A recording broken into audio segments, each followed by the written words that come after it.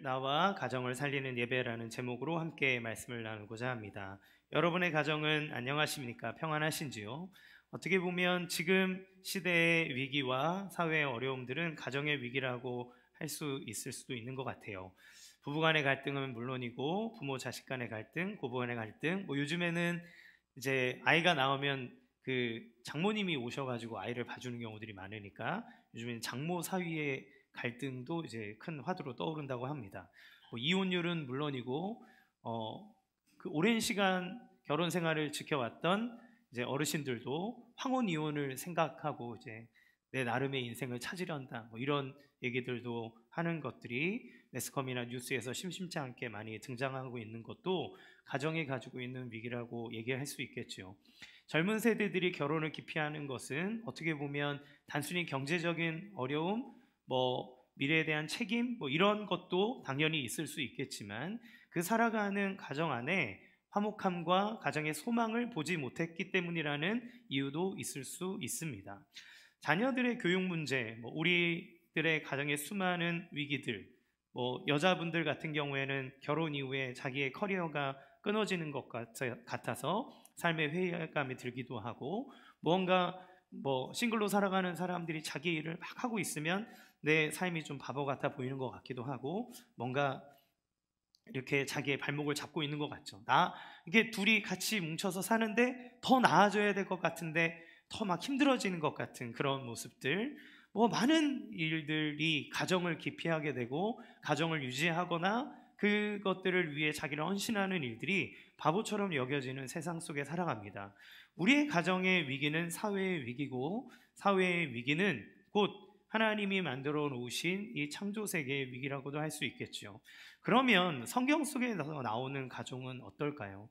그 옛날은 당연히 결혼해야 됐고 당연히 가정을 가지는 것이 필요했던 시기이지만 그 시대의 가정은 좋았을까요? 여기에 수많은 가정의 위기를 극복해가는 한 가정이 있습니다. 이 가정은 우리가 믿음의 조상이라고 부르는 야곱이라는 사람의 가정이에요. 믿음의 조상이라고 하면 우리가 그에게 있어서 어떤 모델적인 모습을 보기를 기대하지만 그 가정은 속사정을 들춰보면 너무나 어려운 환경, 잘못된 관계, 이런 것들이 있는 우리와 별반 달라 보이지 않는 가정의 모습을 하고 있습니다. 하나님은 왜 이 가정을 우리에게 믿음의 조상이라고 보여주고 계신가요? 아버지인 야곱은 복을 사모하는 사람이었고 일평생 자기의 부를 위해 최선을 다한 사람이었습니다. 그는 젊은 시절 복을 얻기 위해 아버지와 형도 속이고 형이 받아야 될 하나님의 복을 가로채 도망한 사람이죠. 그는 집을 떠나 20년 동안 삼촌의 밑에서, 근데 그 삼촌이 나를 막 위해주는 사람이 아니라 거의 사기꾼이었거든요. 나의 노동력을 착취해갔던 사람인데 그 삼촌의 밑에서 20년 만에 거부가 돼서 자기 고향으로 돌아오게 됩니다. 그가 왜 돌아왔을까요? 돌아온 이유는 하나님께서 너의 조상들이 있는 땅으로 돌아가라고 말씀하셨기 때문이에요. 그런데 그가 20년의 그 나그네 생활, 외지 생활을 마치고 돌아오는 동안 큰 부를 이루었으나 고향으로 돌아오는 데에는 한 가지 걸림돌이 있었습니다. 뭐냐면 자기의 형 에서, 그러니까 자기가 그 형의 복을 가로채 도망갔잖아요. 그러니까 형이 자기를 분명히 죽이려고 할 건데 어떻게 내가 거기를 갈 수 있는가? 그래서 자녀들과 함께 그 고향 땅으로 돌아가는 와중에 그는 야복강가에서 홀로 남아있는 시간을 갖습니다. 그런데 그때 큰 은혜를 겪죠. 하나님이 야복강가에서 야곱을 만나주시고 내가 너를 축복할 것이라는 하나님의 약속을 받게 됩니다. 하나님이 만나주심, 하나님의 은혜를 그가 경험하며 영적인 깊은 체험을 하게 됐을 때 그의 이름은 야곱에서 이스라엘로 바뀌게 되었고, 그가 가는 길에 하나님의 은혜가 있음을 확인하게 되는데 그것은 자기를 죽이러 오는 줄 알았던 형이 자기를 이미 용서했고 자기를 따뜻하게 받아줬다는 거예요. 그러니까 평생 자기를 죽일 것처럼 여겼던 형이 그 마음을 풀었고, 그리고 이제 가정이 하나가 되어 나가게 된 거죠. 그러니 이제 그에게는 거칠 것이 없어 보입니다. 하나님의 약속도 받았고 그 원수같이 지내던 형과의 관계도 해결이 되었고, 그리고 이제 고향 땅으로 돌아왔으니 자기의 가족들과 함께 이제 평온하게 뭔가 형통한 삶이 이루어질 것처럼 여겨졌죠. 그런데 이상하게 자꾸 이 가정에 일이 꼬입니다. 뭔가 안 좋은 일들이 계속 일어나고 그들의 삶 속에 문제들이 일어나요. 더 좋은 일이 일어나야 되는데 원치 않는 비극, 그러니까 뭐 조그만 갈등이 아니라 가정을 송두리째 흔들어 버릴 만한 비극적인 일들이 찾아옵니다. 무슨 일이 일어났을까요? 이 가정 안에 이 일을 통해 드러난 문제가 있고, 또 한 가지는 숨겨져 있던 문제들이 드러나는 사건이 나타나게 됩니다. 오늘 본문은 35장인데 이 본문 이전인 34장에 보면 그 사건의 내용이 나와요. 34장에는 이제 야곱의 가족들이 가나안 땅에 돌아와 정착한 이야기가 나오는데, 형과 화해는 했지만 그러나 그가 형과 같이 지내는 것이 부담스러웠는지 조상들의 땅 안으로 깊숙이 들어가지 않고 가나안 땅이긴 하지만 세겜이라고 하는 지역에 야곱의 가정이 정착합니다. 그곳은 상당히 부유한 도시였어요. 살기 좋은 곳이죠. 아마도 그가 이제 외지의 생활을 정리하고 고향 땅으로 돌아와 팔레스타인 드림을 꿈꾸었는지도 모릅니다. 이 부유한 땅에서 이제 내가 그 척박한 곳에서도 거부가 되어 돌아왔으니 이거를 발판으로 삼아 여기서 더 멋진 삶을 살아야 되겠다라고 하는 생각을 했겠지요. 그런데 이거는 잘못된 생각이었어요. 왜냐하면 하나님은 분명히 뭐라 얘기하셨냐면 너의 조상의 땅으로 가라 그랬거든요. 그런데 그는 그 근처 어딘가로 간 겁니다. 좀 더 좋아 보이는 것, 괜찮아 보이는 것, 땅값이 오를 만한 것, 내가 여기에서 뭔가 기회를 잡을 만한 기회의 땅을 갖는 거죠. 여러분, 삶의 터전을 잡을 때 어디를 보십니까? 우리는 대부분 땅값을 보고 지역의 학군을 보고 내가 뭔가를 이렇게 하기 위한 어떤 장소를 찾죠. 물론 중요합니다. 우리나라 사람이 얼마나 땅을 소중하게 여기고 귀하게 여기는지 우리나라를 다 팔면 캐나다 4개를 살 수 있다고 얘기합니다. 땅덩어리가 작아도. 우리나라 사람들은 이 풍수지리에 입각해서 어디 땅이 명당이고 좋은지를 되게 따지죠. 몇 자리도 잘 봐야 되고 어느 집을 사야 되고 이런 마음들이 마음에 가득합니다. 그러나 하나님은 하나님의 백성들에게 뭐라 얘기하시나요? 내가 너에게 있을 땅으로 가라고 얘기하세요. 너희가 있어야 할 곳이 있다고 말씀하십니다. 여러분, 목회를 하거나 또 선교지를 갈 때도 선교사들이 여러 가지 마음들을 많이 갖는데 결국 하나님이랑 막 줄다리기 하다가 하나님이 가라 하신 땅을 가요. 그래서 선교사의 한 80% 이상은 자기가 기도하는 땅을 못 간대요. 하나님 갑자기 바꾸시는 거예요. 제가 아는 목사님도 북한을 놓고 그렇게 기도했는데 얼마 전에 오셨던 작년 여름에 오셨던 방진호 선교사님이 원래 북한 선교의 사역을 두고 그렇게 기도하고 있었는데 하나님이 그를 정작 인도한 것은 우간다였습니다. 전혀 다른 곳이죠. 우리는 우리의 생각, 우리의 계획, 여러 가지 많은 것들에 따라 우리의 자리를 찾지만 하나님이 있으란 자리가 있는 거예요. 그 자리에 있을 때 빛을 발합니다. 그러나 그들은 자기의 어떤 생각이나 계획에 따라 정착했습니다. 그런데 어느 날 야곱의 딸 디나가 밖에 나가 그곳에 사는 여인들을 보러 나갔는데 히위 족속 중 하몰의 아들인 세겜이라는 사람에게 눈에 띄입니다. 이 세겜은 그 지역의 추장, 그 지도자였죠. 그런데 그가 디나를 보고 너무 예쁜 거예요. 그럼 예쁘면 가서 저기 가가지고 국밥 하나를 먹든지, 아니면 내가 사냥한 사냥감이라든지 이런 선물을 줘야 되는데 이 사나이의 욕정에 앞서서 예쁜 여인을 들고 가 강간을 해버립니다. 이 강간 사건이 벌어진 거예요. 이 세겜은 그러나 내가 너를 욕보려고 한 게 아니라 너를 사랑해서 그런 거야 라고 얘기하며 난 너랑 결혼하고 싶다 얘기를 합니다. 그리고 자기 아버지 하몰에게 가서 내가 그녀를 너무 사랑하니까 결혼하게 해주십시오 라고 얘기해요. 그러나 야곱의 집안에서 입장은 어땠을까요? 내 딸을 강간한 것도 지금 못 봐주겠는데, 사실 이 유대인이 이방인과의 결혼이 금지되어 있지 않습니까? 이방인에게 성폭행을 당한 사건은 씻을 수 없는 치욕으로 여겨지는 일이죠. 그런데 강간해놓고 이제 와서 결혼하겠다고 얘기하는 그 사람을 누가 그를 기쁘게 그러면 내 딸 책임져서 고맙네 이러고 누가 주겠습니까? 강간범에게 누가 내 딸을 그렇게 기쁘게 줄 수 있겠어요? 그런데 이 일에 대해서 분노한 오빠와 달리 아버지인 야곱은 크게 이렇게 말을 하지 않습니다. 오히려 주변 상황들에 대해서 가정이 위태로울까 봐 쉬쉬하고 있죠. 그런데 이 일들 때문에 이 그 디나의 오빠인 시므온과 레위는 이들에 대해서 복수하고 싶은 마음에 거짓으로 결혼을 승낙해 줍니다. 그리고 나서 그들이 잘 모르는 틈에 가서 그 가족들을 다 죽여버리는 끔찍한 복수를 하고야 말아요. 그런데 이 일이 일어나고 난 다음에 야곱은 시므온과 레위를 나무랍니다. 너 때문에 우리가 이 지역에서 살 수가 없게 됐다. 그 집안을 쑥대밭 만들어놨으니 이제 저 사방에 있는 사람들이 우리를 다 공격할 거 아니냐. 니네가 이렇게 행동하니까 우리 가정이 이제 흔들리게 됐다. 이렇게 얘기하는 거예요. 그 얘기를 들은 시므온과 레위는 분노했습니다. 아버지 어떻게 그럴 수 있습니까? 그러면 우리 동생이 저 이방 사람들한테 창녀처럼 취급을 받았는데 내가 가만히 있는 게 맞습니까? 아버지 그게 괜찮습니까? 이러면서 아버지에게 대드는 거예요. 여러분, 여기에서 드러난 문제는 무엇입니까? 그들이 이방 땅에 있을 때 그 자녀인 딸이 강간을 당하는 정말 가슴 아픈 사건을 맞았다는 것이고, 이 사건을 통해 드러난, 숨겨져 있던, 보이지 않았던 문제가 수면 위로 드러나는 것인데, 그것은 아버지 야곱과 자녀들과의 관계의 문제인 거예요.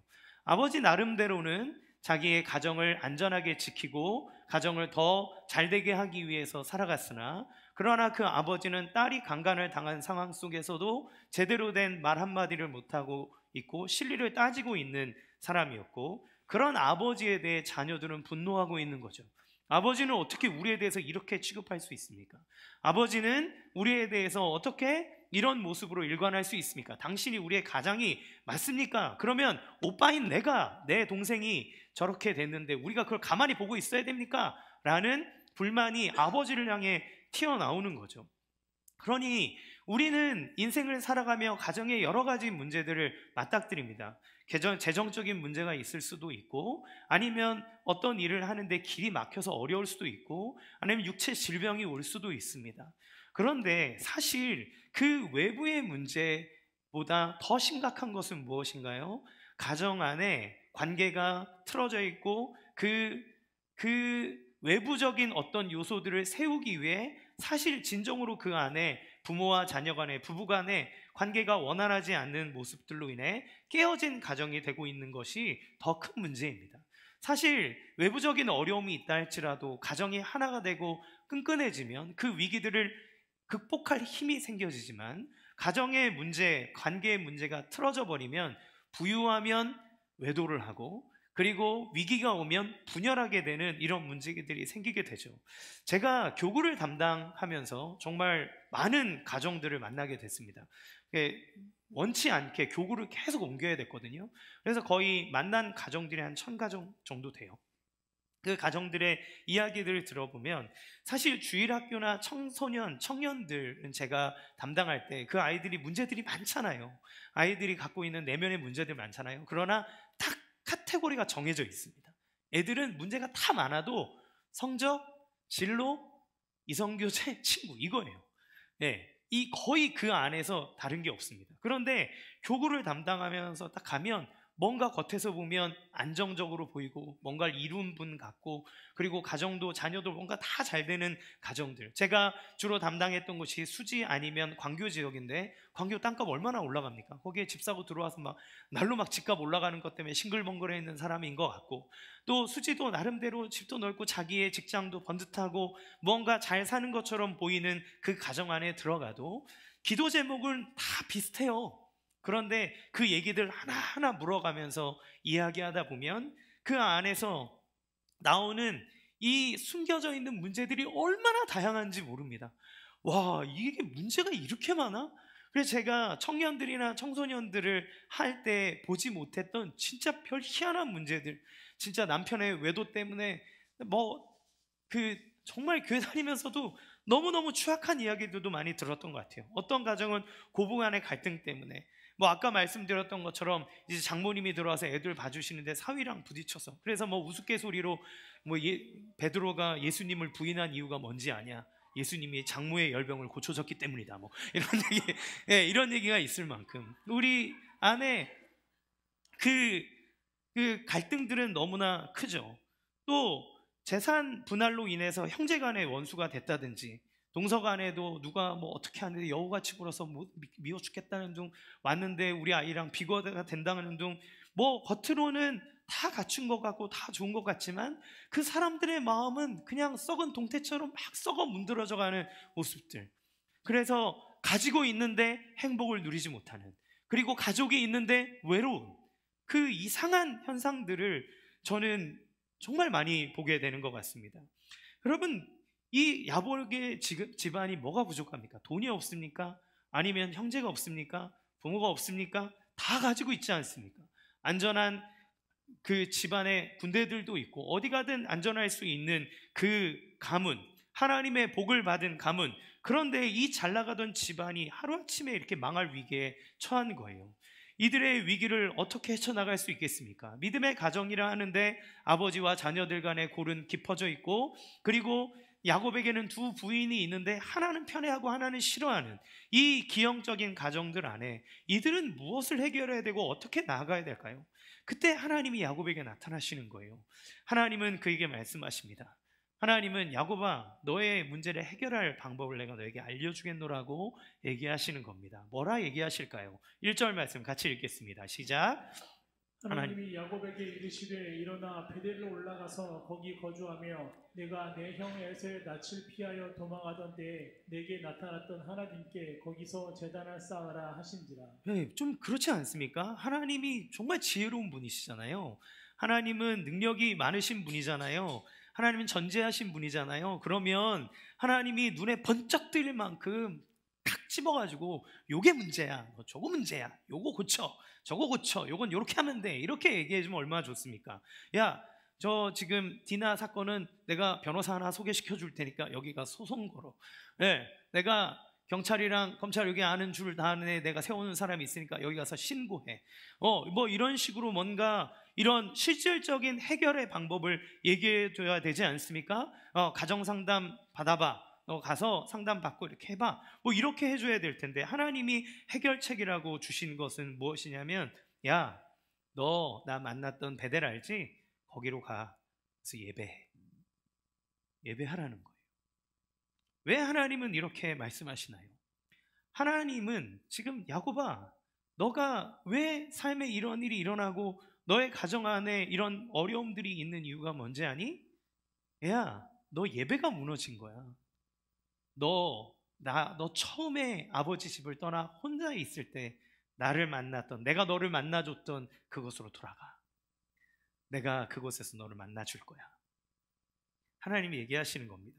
그러면 하나님은 이 가정에 일어난 문제의 원인, 이것을 해결할 길이 예배에 있다고 얘기하시고, 예배는 하나님과의 관계 회복에 있다라고 말하는 거죠. 그러면 하나님은 예배를 통해서 어떻게 역사하시기에 이것이 예배가 우리의 삶의 문제 해결이라고 얘기하실까요? 첫 번째, 예배는 우리의 영적 상태를 확인시켜 줍니다. 그러니까 진짜 우리 안에 문제가 뭔지를 드러내주는 거예요. 예배는. 2절 말씀 같이 읽겠습니다. 시작. 야곱이 이에 자기 집안 사람과 자기와 함께한 모든 자에게 이르되 너희 중에 있는 이방 신상들을 버리고 자신을 정결하게 하고 너희들의 의복을 바꾸어 입으라. 야곱의 집안에 일어난 수많은 문제의 원인이 어디에 있습니까? 그들이 각자 자기의 신을 섬기고 있는 거예요. 아버지는 아버지, 자식은 자식, 아내는 아내, 각자 자기의 것을 섬기고 있습니다. 원래 하나님은 이 가정의 주인으로서 하나님 한 분이 이 가정을 다스리고 그 안에서 통일된 하나님의 마음을 우리에게 주시죠. 그런데 하나님과 동떨어진 생활을 했다는 것이 2절 말씀을 통해 드러납니다. 그러니까 하나님이, 얘야, 너 지금 예배의 대상이 틀렸어. 네 가정이 살려면 온전한 예배의 대상을 찾아야 돼. 예배하러 와. 이 얘기를 하니까 야곱의 정신이 번쩍 들어요. 그러니까 뭐가 보이기 시작합니까? 우상이 보이기 시작하는 겁니다. 그가 집안에 우상이 가득한 거예요. 너희 중에 있는 이방신들을 버리고 가자고 얘기합니다. 여러분, 야곱이 야복강가에서 하나님을 만난 은혜와 그 축복을 경험한 지 대략 10년 정도 시간이 걸린 시간입니다. 여러분, 10년 동안 뭐 하는 거예요?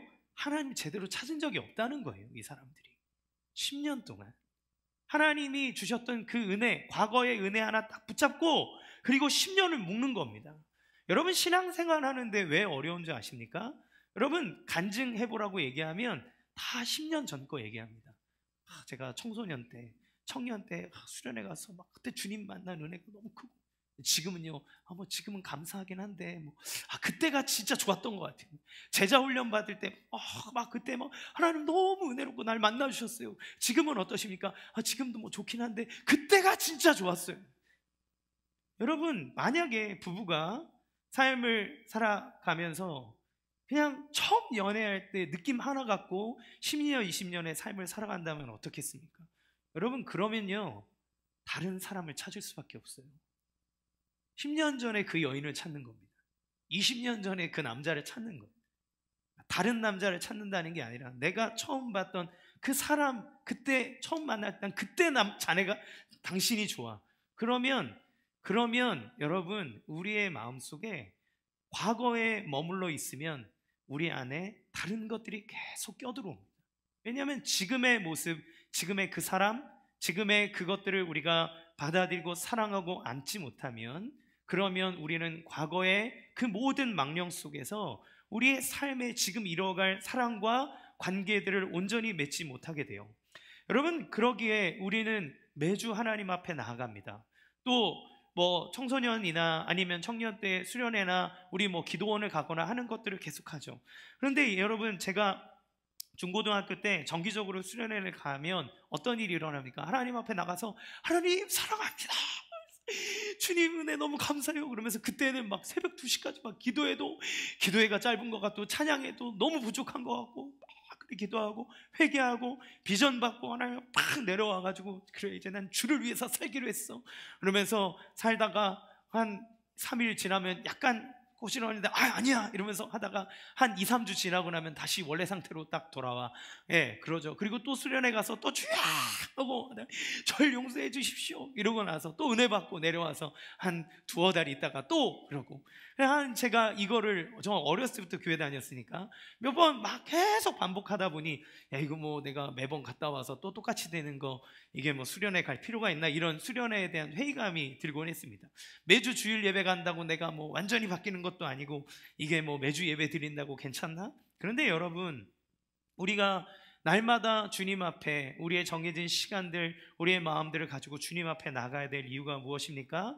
우리의 죄성은 우리로 하여금 하나님을 떠나 어긋나게 만들지만, 하나님의 은혜는 그 죄성으로 하나님을 떠나고자 하는 우리를 끝까지 붙잡아 주시고 우리로 하여금 하나님의 은혜와 영향력을 받게 합니다.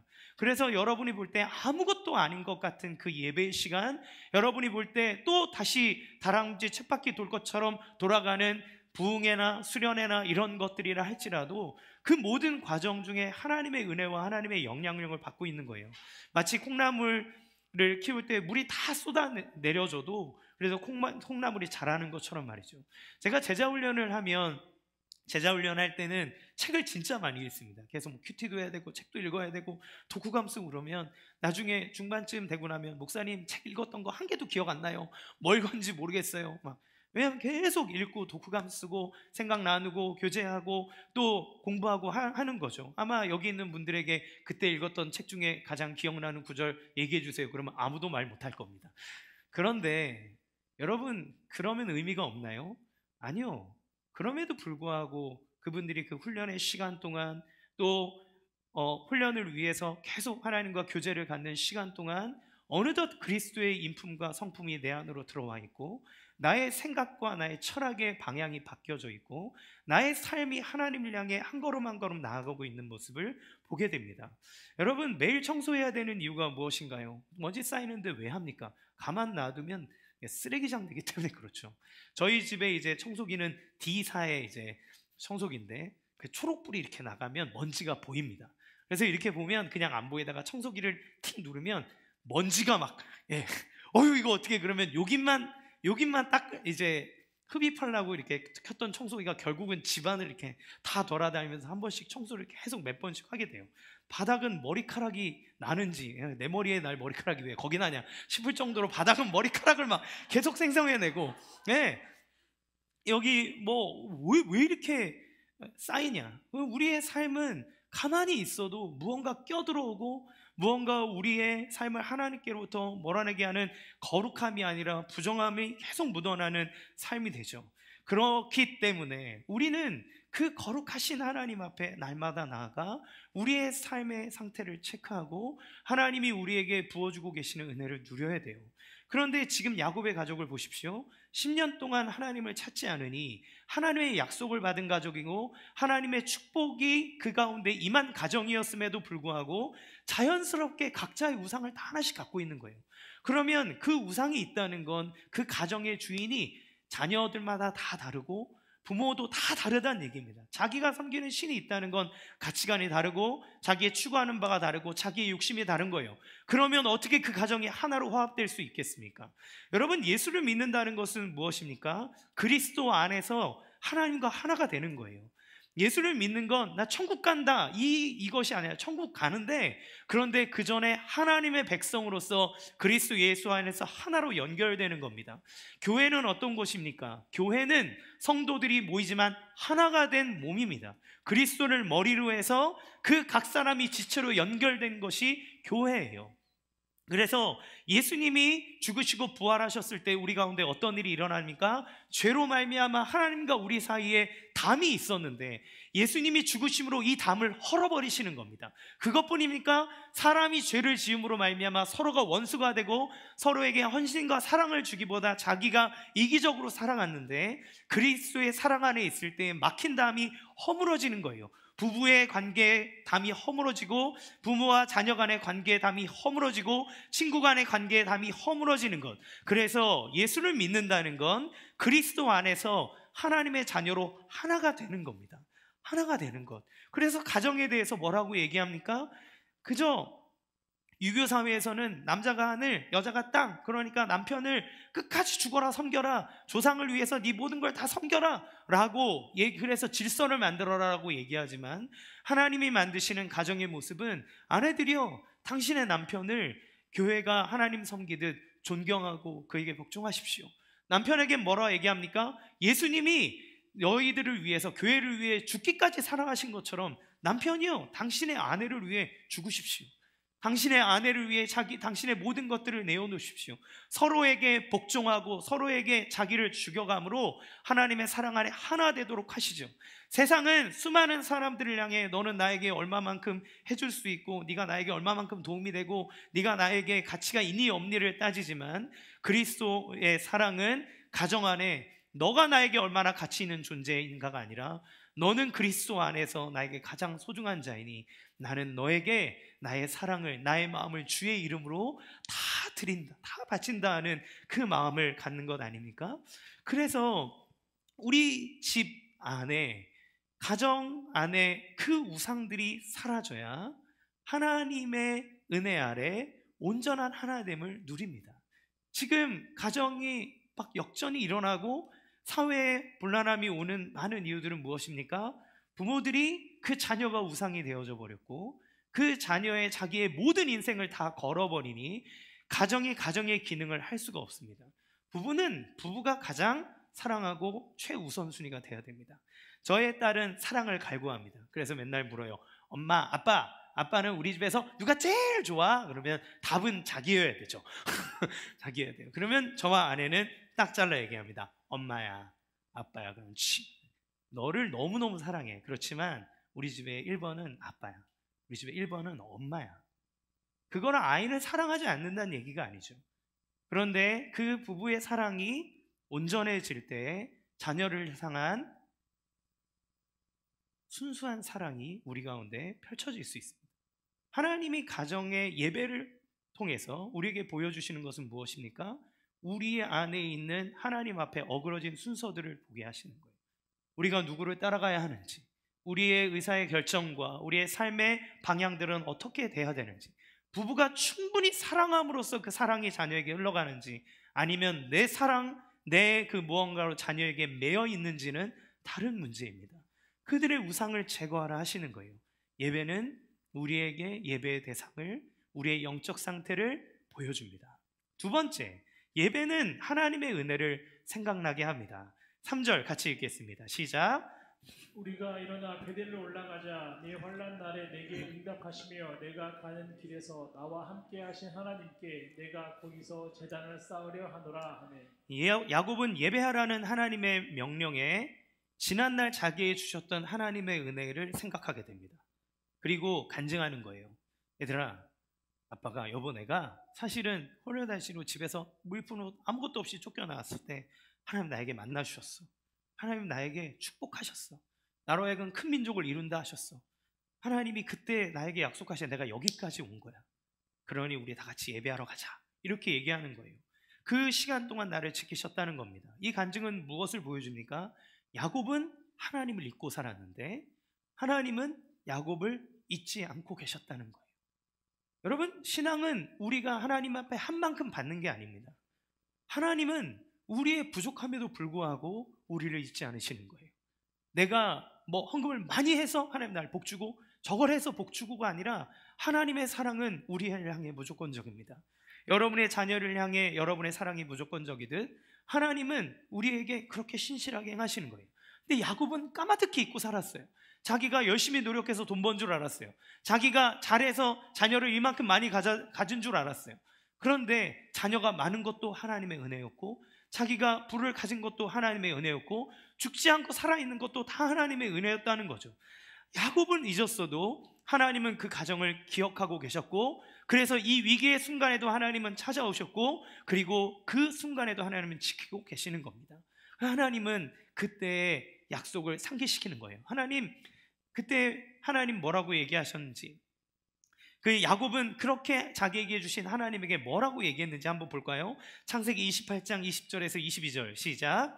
야곱이 서원하여 이르되 하나님이 나와 함께 계셔서 내가 가는 이 길에서 나를 지키시고 먹을 떡과 입을 옷을 주시어 내가 평안히 아버지 집으로 돌아가게 하시오면 여호와께서 나의 하나님이 되실 것이요 내가 기둥으로 세운 이 돌이 하나님의 집이 될 것이요 하나님께서 내게 주신 모든 것에서 10분의 1을 내가 반드시 하나님께 드리겠나이다 하였더라.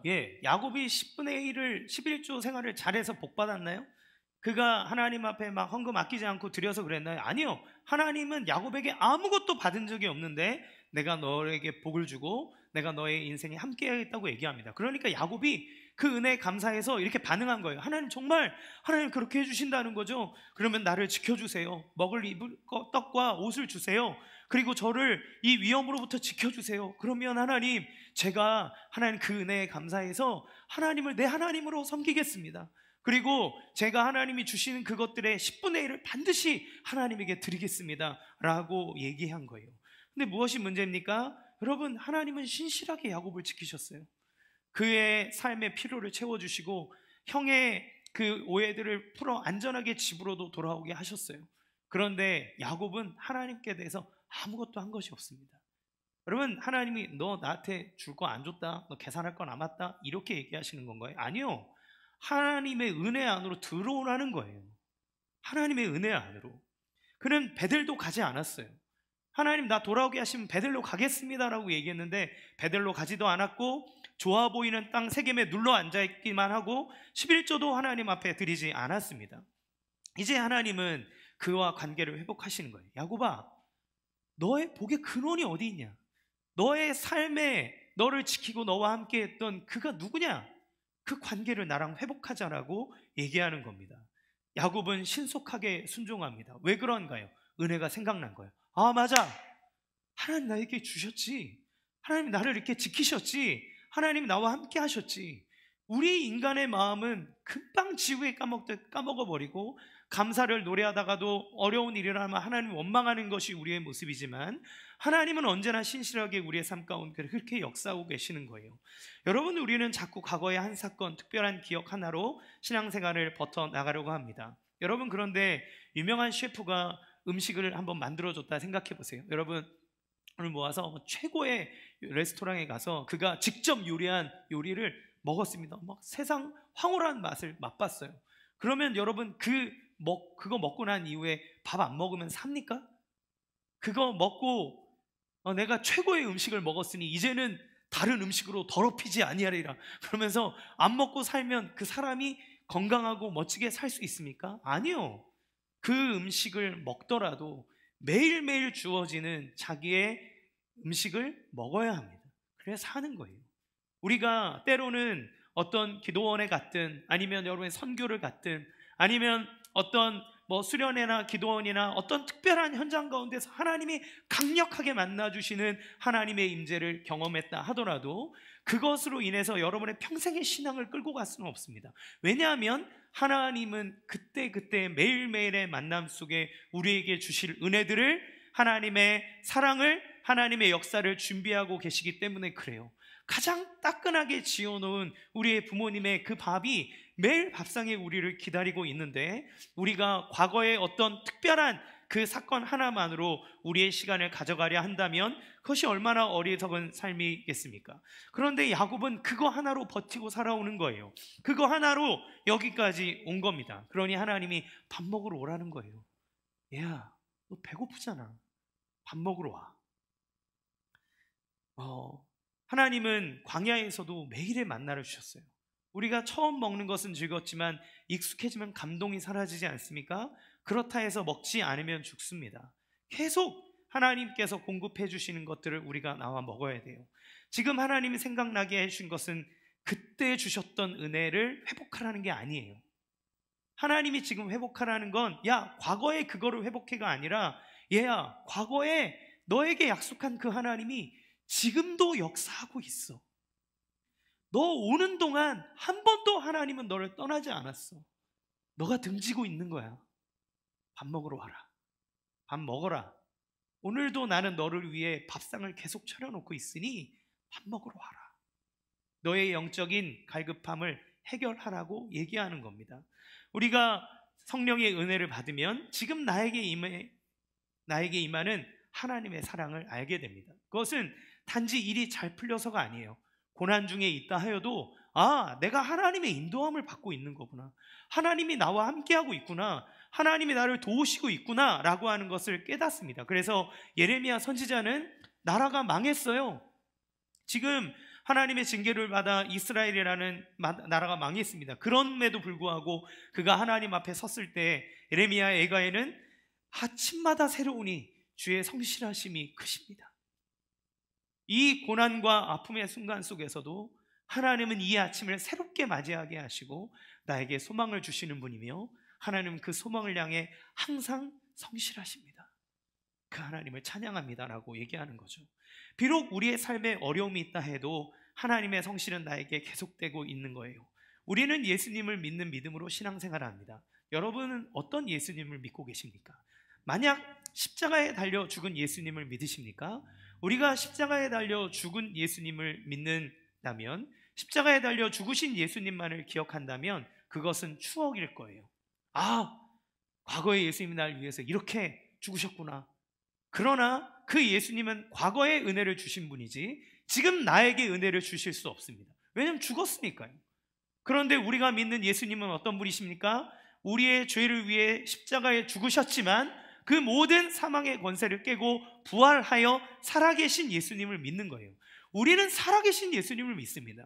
살아계신 예수님을 믿는다는 것은 무엇입니까? 그 과거에 우리를 위하여 십자가에 달려 죽으신 그 죽음과 그 부활이 지금도 우리를 날마다 새롭게 하고 있다는 증거이고, 그리고 그 살아계신 예수님은 지금 이 순간에도 내가 세상 끝날까지 너희와 항상 함께 있겠다라는 약속을 지키며 우리를 보호하시는 우리의 목자요, 우리의 산성이요, 우리의 모든 것 되시는 분으로 계신다는 것을 알 수 있어요. 따라서 신앙이라 하는 건 살아계신 하나님과 생생하게 개인적인 관계를 맺으며 살아가는 겁니다.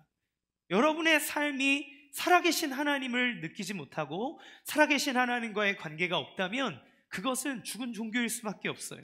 우리의 인생에 어려움이 있을 때에도 하나님은 우리와 함께 계십니다. 내가 걸어갈 수 없어 지쳐 쓰러져 있으면 주님은 나를 업고서라도 길을 걸어가십니다. 당신의 신실하심 속에 우리를 보호하세요. 우리를 하나님께서 주시는 구원이 완성될 수 있도록 악한 영에게서 우리를 보호하십니다. 역경이 있어도 우리가 찢어지지 아니하도록 우리를 붙잡아 주십니다. 그 은혜가 우리와 함께 있는 것이고, 예배는 그 은혜가 지금 나에게 있음을 확인시켜 주시는 하나님의 통로라는 거예요. 그 은혜를 날마다 누리기를 간절히 원합니다. 마지막 세 번째, 예배는 하나님의 은혜의 보좌로 나아가게 합니다. 하나님은 베델로 가라고 하세요. 베델로 나오라 하는 것은 하나님의 임재가 계시는 곳으로 나아가는 것을 말합니다. 그 말은 무엇을 의미합니까? 야곱의 가정의 문제가 해결될 곳은 하나님의 보좌 앞이라는 거예요. 나아가 예배의 회복이 그들에게 필요하다는 겁니다. 그 가정의 문제를 진단하신 하나님은 너의 치료 방법은 예배다. 너의 온전한 치료의 방식은 나에게 온전하게 예배하는 것이라는 거예요. 베델로 부르신 이유는 무엇입니까? 그곳에서 하나님이 약속을 주셨기 때문에 그래요. 그러니 너와 약속한 그 자리에서 만나자. 너에게 약속하고 너에게 복을 주마한 그 자리에서 만나자 하는 겁니다. 세겜과 같은 곳에서는 하나님을 보지 못해요. 수많은 화려한 것들, 나의 욕망들, 그 많은 이해관계들이 충돌하는 곳에 하나님 그곳을 다 걷어버리시고 너와 나 단둘이 있을 그곳에서 만나자라고 얘기하는 겁니다. 여러분, 우리가 예배 자리에 나와서 하나님 앞에 집중하지 못하면 수만 가지 생각들, 오만 가지 마음들, 그러한 염려들, 걱정들, 근심들이 나를 막 휘감고, 이것들이 휘감으면 보좌에 계신 하나님을 보지 못하며, 보좌에 계신 하나님을 보지 못하면 여러분, 이 예배당을 걸어 나갈 때 여러분은 두려움과 불안함 가운데 나갈 수밖에 없어요. 예배 자리에 나간다는 건 보좌에 계신 하나님을 보는 겁니다. 경험하는 겁니다. 요한계시록 2장의 3장에서 보면 초대교회의 대표격인 7교회에 대한 이야기가 나와요. 이 7교회들은 하나님 앞에, 예수님 앞에 책망을 받습니다. 책망받는 이유는 무엇입니까? 그들의 타협한 신앙 때문에 그래요. 그런데 계시록은 여러분, 교회를 향해 무엇을 보여주고 있습니까? 계시록하면 다 사람들은 무서워요. 막 아마겟돈, 용, 그래서 막 환란 이런 것 때문에 계시록 묵상하기를 되게 무서워하지만, 계시록이 갖고 있는 가장 궁극적인 주제는 무엇이냐면 그 모든 것을 다스리시는 보좌에 계신 하나님을 보라는 겁니다. 힘드냐? 어렵냐? 너가 지는 것 같냐? No! 아니다. 지금도 너의 삶에서 하나님이 저 보좌에 앉으셔서 다스리고 계시고 궁극적으로 승리하시는 그 주님이 너의 왕으로 계신다는 것을, 그 영광스러움을 보여주고 있는 것이 계시록의 내용이에요. 그런데 우리가 세상을 살아가다 보면 그 보좌에 계신 하나님을 보지 못하고 가려져 있는 세상의 악한 것들을 바라보며 자꾸자꾸 타협하며 야곱의 가정이 우상을 모으듯 우리의 삶에 하나님 아닌 다른 것들로 모읍니다. 그때 영광스러운 예수님의 모습을 보이는 거예요. 너가 의지하고 너의 삶에 다스리는, 너에게 진정한 부흥과 너의 삶에 회복을 주는 이가 누구냐? 그 보좌에 앉아 계신 예수 그리스도라고 얘기합니다. 예수 그리스도가 살아계심을 알고 그분께 반응하며 살아갈 때 우리는 하나님 안에서 우리의 삶이 하나님 주시는 복의 길로 걸어가고 있다는 확신을 얻게 되고, 그러므로 우리가 쓰러져 있는 그곳에서부터 우리를 다시 일으켜 주시는 주님의 은혜와 권능을 누리게 됩니다. 수만 가지 문제들이 있어요. 우리가 삶을 살아가며 우리의 인간의 지혜와 환경적으로 헤쳐나갈 수 없는 어려운 문제들이 있습니다. 그런데 하나님의 영광스러움이 우리의 삶 가운데 있다는 것을 알 때 우리는 찬양할 수 있게 되고, 우리는 일어설 수 있게 되고, 역경을 극복할 수 있는 힘을 얻으며 주님의 이름으로 한 걸음 한 걸음 나아갑니다. 우리 옛날에 찬양했던 것처럼 예수 이름으로, 예수 이름으로 승리를 얻었네. 예수 이름으로, 예수 이름으로 승리를 얻었네. 예수 이름으로 나아갈 때 누가 우리 앞에 서리요?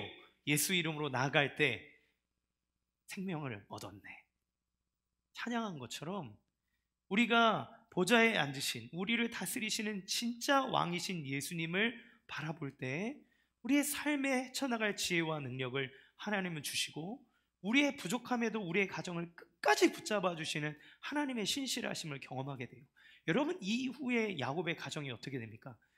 엄청난 개차반스러운 일들이 일어납니다. 형제가 형제를 팔고, 그런데 하나님은 그 모든 것을 합력하여서 야곱의 가정이 하나 되게 하고, 결국에는 요셉을 통해서 온 가족이 애굽에 들어가게 하고, 하나님이 야곱을 통해 그들을 축복함으로 12지파의 조상이 되게 하세요. 이들의 심성은 너무나 악하고 잔인하고 형제를 팔고 음란하기 그지할 데 없는 그런 본성을 갖고 있는 사람들이지만, 하나님은 일평생 그들을 만들어가며 그들의 연약한 부분을 깎으시고 하나님 없는 부분을 치심으로써 진짜 하나님의 백성, 믿음의 조상이 되도록 하나님은 당신의 성실함을 계속 이어가십니다. 사람의 부족함은 가정을 분열로 가져오지만, 가정을 위기로 끌어가지만, 하나님의 사랑은 야곱의 가정을 믿음의 가정으로 완성시켜가는 것을 보게 돼요. 여러분, 그래서 야곱이 하나님 앞에 나갈 때 그냥 나가지 않습니다. 전에는 재산이 아까워서 하나님 앞에 드리지도 못하고 베델에도 가지도 못했지만, 이제 보좌 앞에 나아가서 하나님 앞에 기꺼이 즐거워하는 마음으로 자기의 11조를 드리는 거예요. 그에게 하나님 앞에 예배하며 하나님과의 관계가 회복될 때 어떤 일들이 일어납니까? 여러분, 5절에 보면 예배하러 가자라고 마음을 먹는 순간 그 야곱이 두려워하던 일들로부터 보호를 받습니다. 그 하나님이 주변에 있는 사람들로 하여금 야곱의 가정을 두렵게 만들어서 예배하러 가는 길에 그들을 공격하지 못해요. 하나님이 보호하세요. 예배하고 난 다음에 어떤 일들이 일어납니까? 9절 같이 읽겠습니다. 시작. 야곱이 밧단 아람에서 돌아오매 하나님이 다시 야곱에게 나타나사 그에게 복을 주시고. 아멘. 하나님이 다시 야곱에게 나타나사. 근데 그 전에 나타나셨잖아요. 그러니까 이 예배에 대한 대가로 하나님이 그를 축복하신 게 아니라, 하나님은 이미 그에게 복을 주시고 하나님의 은혜를 베풀고 계셨는데, 예배하지 않는 마음이 하나님을 향해 뚜껑을 닫고 있는 것이었고, 예배할 때 하나님을 향한 마음이 열리니 하나님께로부터 내려오는 복을 실감하기 시작하는 거예요. 그의 삶 속에. 예배가 왜 중요합니까? 가장 근원적인 문제를 우리 안에서부터 하나님이 해결시켜 주시는 거예요. 그 근원적인 문제가 해결되지 않고 회피만 하면 아무 문제가 일어나지 않습니다. 제가 예전에 이렇게 막 몸에 두드러기 같은 게 막 나는 거예요. 그래서 피부과를 갔어요. 피부과를 가서 피부에 이게 막 납니다. 근데 피부과 선생님이 이렇게 보더니 내과 가세요? 그런 거예요. 피부 문제가 아니래요. 제 안에 문제가 있대요. 여기에 막 크림 바르고 이러는 거는 잠깐에 어떨지 모르지만, 제 안에 진짜 근원적인 부분이 해결되지 않으면 드러난 문제가 해결되지 않습니다. 여러분, 우리의 삶에 드러난 문제는 가장 근원적인 우리의 영적인 문제예요. 하나님은 그래서 가장 먼저 예배를 회복하라고 얘기합니다. 여러분 가정 안에 어떻게 문제를 해결해야 할지, 부부의 문제는, 자녀의 문제는, 그들의 신앙과 그들의 진로와 삶의 모든 것 안에 어떻게 나가야 될지 잘 모르시겠죠. 저도 여전히 전전긍긍하고 고민하며 살아가는 또 다른 여러분과 같은 부모 중에 한 명 아니겠습니까? 저도 또 누군가, 저의 아내의 남편으로서 저도 저의 가정 안에 하나님의 뜻이 이루어지기를 원하는 마음으로 나아갑니다. 그런데 우리가 우리의 가정을 온전하게 세우기 위해 전문가의 책도 보고, 육아 관련된 책도 보고, 아이들 학원도 보내고, 또 부부 세미나를 듣고 여러 가지 것들도 할 수 있지만, 그것 이전에 가장 근원적으로 해결해야 될 것은 무엇이냐면, 내가 하나님 앞에서 어떻게 서 있느냐는 거예요. 제가 하나님 앞에 예배할 때마다 저의 아내는 그토록 아름다운 여인일 수 없습니다. 하나님 앞에 서 있을 때 저에게 이 아내를 주신 하나님께 너무 감사하고 찬양하지 않을 수 없어요. 그런데 제가 세상적인 마음으로 제 아내를 보면, 그러면 저는 제 아내에게 섭섭한 것들이 생길 수밖에 없습니다. 제 세상적으로 저의 자녀들을 보면 부족한 것이 보입니다. 그러나 예배 가운데 그리스도가 주인이 된 그 하나님의 마음으로 우리 가정을 보고 우리의 자녀를 보면, 이 자녀는 그 어느 누구와도 비교할 수 없는 가장 보물인 하나님의 선물입니다. 그 아이를 통해 하나님이 어떤 일을 이루실지 기대하게 되고, 그리고 나의 부족함이, 물론 내가 더 성숙해져서 아이에게 좋은 영향을 끼쳐야 하지만, 그러나 나의 부족함에도 불구하고 나의 하나님이 이 아이의 아버지가 되사 이끌어 가실 것들을 또한 기대하게 합니다. 여러분, 우리가 삶을 살아갈 때 수많은 근심과 걱정을 갖습니다. 그런데 예배하면 그 문제는 사라지고 하나님이 어떻게 일하실지에 대한 그러한 소망과 비전을 향해 나갈 수 있습니다. 제가 개척할 때, 우리 개척 처음 멤버들은 아시죠? 제가 이렇게 엄청 대담하고 막 담대한 사람은 아니지 않습니까? 늘 두렵고 부족한 것들을 여러분에게 비춰죠. 제가 개척할 때 장로님이 오셔서 저에게 넌지시 얘기하셨습니다. 목사님, 환경도 그렇고 상황도 그렇고 우리끼리 그냥 딱 까놓고 얘기하는데 목사님 생각을 듣고 싶습니다. 코로나도 아직 다 안 끝날 것 같고 그러니 개척을 1년 미루심이 어떻습니까? 그게 목사님 원하시면 그러면 우리가 당회 가서 제가 당회 가서 한번 얘기하겠습니다. 그렇게 저에게 얘기하시는 거예요. 그래서 저를 사랑하셔서 해주신 말씀입니다. 진짜 걱정하는 마음으로 잘 되고자 하는 마음으로 저에게 주신 마음 얼마나 감사한지 몰라요. 목교회에서 항상 그 받은 사랑들이 너무나 큽니다. 그런데 제가 제 개인적인 생각으로 제 노트에다가 상황들, 기도 제목도 막 이렇게 적으면서 상황들을 적다 보면 너무 암담해요. 그때 저한테 개척 나가겠다고 말하는 사람 3명 정도밖에 되지 않았고, 예, 전 같으면 벌써 한 몇 가정 이상은 모여서 뭔가 막 진행이 되어야 되는데 반응은 보이지 않는 것 같고 코로나는 끝나지 않는 것 같고 뭔가 내 개척하는 일들에 길이 막히는 것 같고 되게 두렵고 그런 마음들이 있었습니다. 이성적으로는 마음속에 여기까지 내년에 하고 싶습니다 이런 마음들이 계속 일어나는데 그런데 하나님 앞에 나아가 예배할 때마다 하나님은 마음에 소망을 주시고 힘을 주시는 거예요. 그리고 저에게 베풀어 주셨던 은혜들을 보게 하십니다. 내가 너에게 준 은혜가 무엇인지 봐라. 지금도 너와 함께하고 있는 나의 은혜를 봐라. 너가 어떻게 나아갈지를 나의 안에서 결정하라. 예배하러 나갈 때는 문제보다는 하나님의 뜻이 보입니다. 문제보다는 하나님이 어떻게 하실지에 대한 기대감이 생겨납니다. 그것이 당장 모든 문제가 해결됐다는 건 아닙니다. 여전히 문제도 있고 여전히 어려운 것도 있고 그리고 지금도 수많은 상황 속에서 저는 무섭고 힘들고 두려움 속에 있습니다. 그런데 그럼에도 불구하고 예배하러 나아갈 때마다 하나님은 저에게 내가 너와 함께 하고 있다고 말씀하십니다.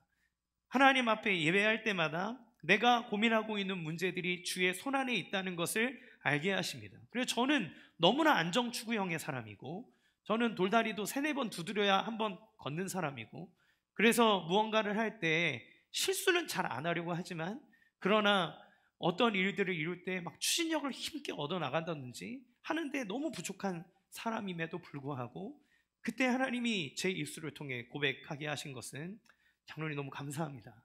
그런데 한 명이어도 그냥 고할랍니다. 하나님이 지금이라고 말씀하시는 것 같습니다. 그래서 없어도 그래도 가겠습니다 라고 고백할 수 있었어요. 제가 담대해서 그렇습니까? 제가 용기가 많아서 그렇습니까? 제가 능력이 많아서 그렇습니까? 아니요. 예배 때문에 그렇습니다. 예배하러 나아갈 때마다 주님은 저에게 감동을 주시고 예배하러 나갈 때마다 너를 이끄는 목자가 나고 예배하러 나갈 때마다 너의 가정과 너의 삶을 이끌어가는 분은 나라고.